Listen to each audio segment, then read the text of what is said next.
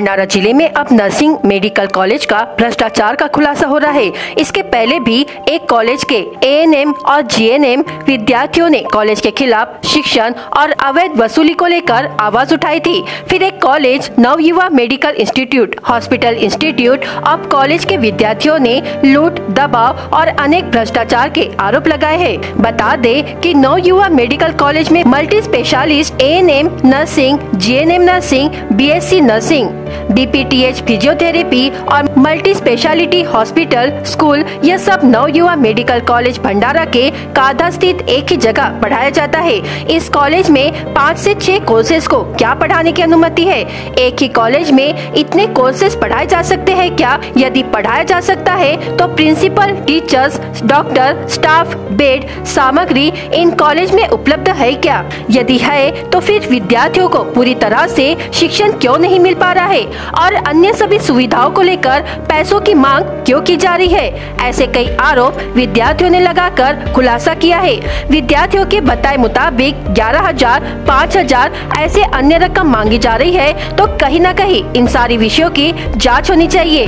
विद्यार्थियों ने पैसे नहीं दिए तो परीक्षा में बैठने नहीं दिया जाएगा, ऐसा कहा जा रहा है। साथ ही समय के पूर्व ही पैसे मांगे जाने का आरोप लगाया जा रहा है।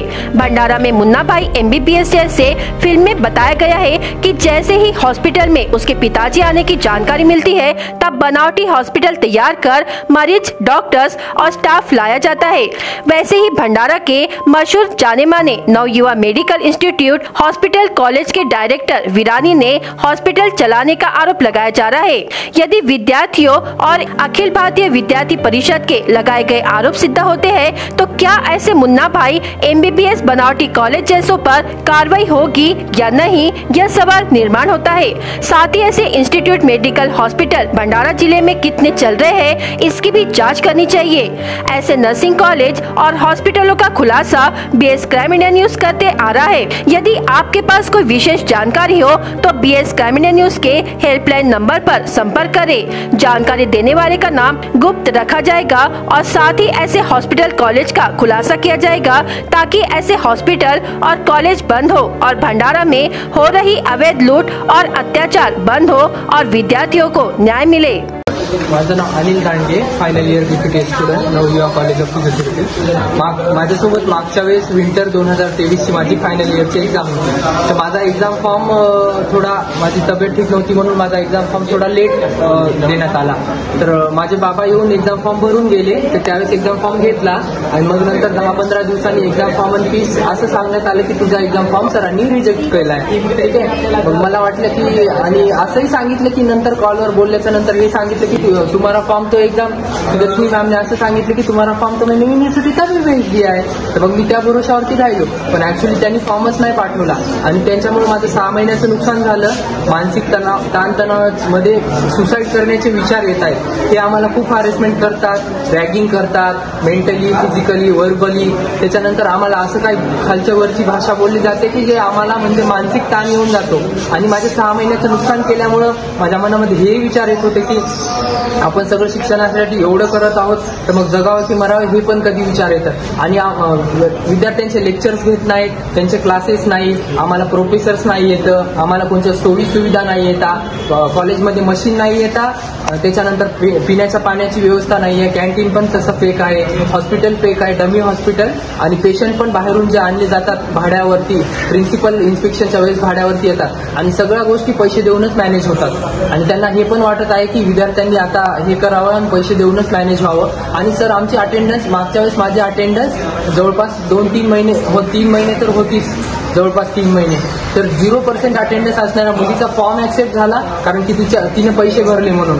आणि माझी अटेंडन्स असतानाही माझा फॉर्म नाही घेतला। त्यांचा म्हणजे ते इगोवरती प्रश्न घेऊन त्यांनी, म्हणजे त्यांचं असं म्हणणं असतं की आम्ही त्यांच्या हात पडावं, पाया पडावं, त्यांच्या जाऊन विनवण्या करावं, जे की म्हणजे लिगलीच आहोत आम्ही, पण ते इलिगली आम्हाला हे करत आहेत सर।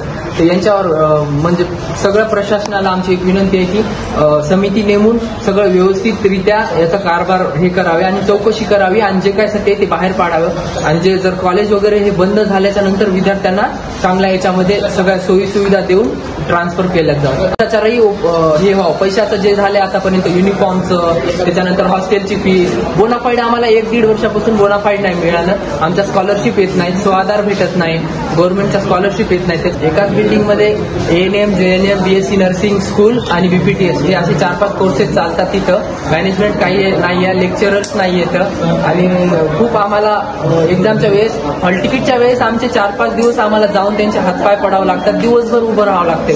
तेव्हा जाऊन एक्झामच्या अगोदर 1-2 तास हॉल तिकीट भेटल्या जातं आणि सर सगळे दबाव तंत्र वापरलं जातं. म्हणजे विद्यार्थ्यांवर दबाव टाकायचा, त्यांना धमक्या द्यायच्या, त्यांना हे करायचं, हॅरेसमेंट करायचं आणि सगळं हे करून द्यायचं. तर असा कारभार चालते. सर आमची एक विनंती आहे की शासनाने याच्यावर चांगली चौकशी करावी. चौकशीमध्ये आमचे माणसं असावी, की आमचे विद्यार्थी नेते आहेत ते असावे आणि जे काय सत्य आहे ते बाहेर पडावे आणि ज्यांच्यासोबत अन्याय झाला त्यांना न्याय मिळाला पाहिजे लवकरात लवकर. अगोदर या 1-2 दिवसामध्ये एक्झाम फॉर्म सगळ्यांचे ऍक्सेप्ट झाले पाहिजे, एक्झाम फीस घेतली पाहिजे आणि बाकीचा जो स्कॉलरशिपचा विषय आहे, बोनाफाईडचा विषय आहे, बाकीच्या जे आहेत त्या सगळ्या मागण्या आमच्या मान्य झाल्या पाहिजे. एवढीच आमची विनंती आहे शासनाला. धन्यवाद. शिवानी राठोड आहे. मी 9वी वर्षी स्टुडंट आहे आणि मी 3rd इयरला आहे सध्या. तर माझा हे विषय आहे की जे पण स्टुडंट सोबत होत आहे, जे पण टॉर्चर होत आहे किंवा काही पण जे कॉलेज पैसे मागत आहे त्याच्यावर कारवाई झाली पाहिजे. आणि जे कोर्सेस आहेत 5 कोर्सेस त्यांना काही ग्रँट पण नाही, कॉलेजला पण काही ग्रँट नाही आहे, तरी ते सगळ्या स्टुडंटकडून एवढी फीस घेत आहे वर्षाचे. आणि 1 वर्षाचे फीस घेत आहे ते पण कशासाठी, फक्त या तुम्ही बसा, जेवण करा आणि जा. एक पण लेक्चर नाही होत आहे, काही नाही होत आहे. 5,000 जे मागच्या वर्षी पण घेतले आहे लोकांचे ते पण रिटर्न केले पाहिजे. आणि हा एक म्हणजे पैसे देऊन घेतलेला, म्हणजे लोकांना पैसे देऊन बोलवणारा पेशंट त्यांची ट्रीटमेंट करायला करत आहे. म्हणजे हा एक पूर्ण फेक हॉस्पिटल आहे, डमी हॉस्पिटल आहे. त्याच्यात काहीच म्हणजे असं रिअल नाही आहे. स्टुडंटला पण पैसे देऊन फक्त बसवत आहे, लेक्चर नाही घेत आहे, काही नाही. आणि जे पण स्कॉलरशिप फॉर्म आहे, ज्यांची इन्कम कमी आहे त्यांना पण स्कॉलरशिप नाही मिळत आहे. तुम्ही स्कॉलरशिप फॉर्म भरला तरी तुम्हाला स्कॉलरशिप भेटल असं सांगत आहे. पूर्ण भ्रष्टाचार या कॉलेजवर पूर्ण कारवाई केली पाहिजे आणि या कॉलेजला बंदच केलेला पाहिजे असं तर माझी विनंती आहे सगळ्यांना. आणि हॉस्पिटल पूर्ण फेक आहे, पूर्ण बोर्ड बदलतात, हर वर्षी नवीन रूल काढतात आणि हे GR नाहीच आहे. कोणत्याच युनिव्हर्सिटीचा GR नाही आहे की तुम्ही एवढे एक्स्ट्रा पैसे घ्या. फक्त युनिव्हर्सिटीचा GR आहे की इन्स्पेक्शन वेळेस जेव्हा होतात तेव्हा पेशंटला पैसे देऊन आणतात आणि आम्हाला सुद्धा बेडवर झोपवतात की तुम्ही पेशंट बना आणि हे सगळं इन्फेक्शन होत आहे आणि आमच्यानुसार सगळं तुम्ही ऐका. म्हणजे पूर्ण आम्हाला मेंटली हरास करत आहे त्यांनी. बाकी यांचा काहीच विषय नाही आहे, फक्त पैसे देऊन आतापर्यंत हे चालवलेलं आहे कॉलेज. आणि पूर्ण हॉस्पिटल म्हणजे पूर्ण कॉलेजच बंद झालं पाहिजे आणि आम्हाला राहायचंच नाही आहे कॉलेजमध्ये आणि दुसऱ्या कॉलेजमध्ये ट्रान्सफर पाहिजे. कारण की काहीच होणार नाही आहे किती पण कोणी आले तरी. आणि हा पूर्ण डमी हॉस्पिटल आहे. बेबी भारत खिल्लारे आणि माझ्या कॉलेजचं नाव नवयुवा इन्स्टिट्यूट ऑफ फिजिओथेरपी. आणि मी 2 वर्ष म्हणजे फर्स्ट इयर आणि सेकंड इयर हॉस्टेलला राहिली. तर मी फर्स्ट इयरचे पैसे पे केले आणि सेकंड इयरमध्ये मी हॉस्टेल सोडलं. तर सुरुवातीला जेव्हा आम्ही हॉस्टेलमध्ये आलो होतो तेव्हा आमच्यासोबत सरांशी बोलले होते की 3,000 रुपये महिना लागेल. आणि नंतर मी जेव्हा सेकंड इयरला हॉस्टेल सोडलं तेव्हा सरनं माझ्याकडून 4,550 रुपये महिना घेतला आणि त्याच्यानुसार मला 43,000 रुपये भरायला लावले. तर मी त्यांना 23,000 रुपये भरले आणि 23,000 रुपये पुढच्या महिन्यात 30 तारखेला भरणार आहे. तर त्यांनी खोटं बोलून फसवणूक करून आमच्याकडून 4,550 रुपये घेतले. त्या महिन्यात